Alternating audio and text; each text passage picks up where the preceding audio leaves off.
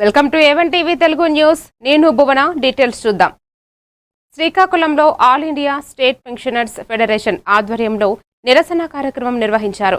పెన్షనర్లకు న్యాయం చేయాలని, వెరిడేషన్ యాక్ట్ 2025ను రద్దు చేయాలని కోరుతూ శ్రీకాకుళం జిల్లా కలెక్టర్ కార్యాలయంకు ర్యాలీగా వెళ్లి వినతిపత్రం అందజేశారు. పెన్షనర్ల హక్కులను కాపాడాలని నాయకులు డిమాండ్ చేస్తూ కేంద్ర ప్రభుత్వానికి వినతి పంపాలని కోరారు. ఈ కార్యక్రమంలో రాష్ట్ర సంఘం ఉప అధ్యక్షులు ఎంఎస్ఆర్ఎస్ ప్రకాష్ రావు, జిల్లా అధ్యక్షులు సోమ సుందరరావు, ప్రధాన కార్యదర్శి పిఎస్ ప్రసాదరావు తదితరులు పాల్గొన్నారు.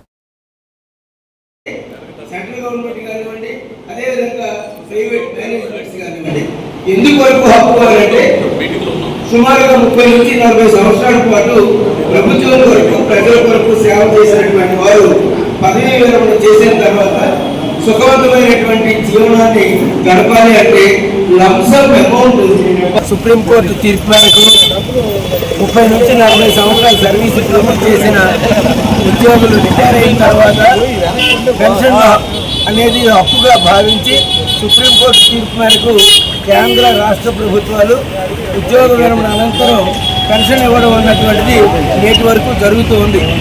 ఈ పెన్షన్తో పాటు వివిధ రకమైనటువంటి రాయితీలు, ప్రయోజనాలు సమకూర్చడం జరుగుతూ ఉంది. అటువంటి పరిస్థితుల్లో 2025 మార్చి 25వ తేదీన కరెక్ట్గా నేటికి సంవత్సరం పూర్తయింది. ఈనాటికి సంవత్సరం పూర్తయినటువంటి సందర్భంగా కేంద్ర ప్రభుత్వం ఒక చట్టం చేసింది.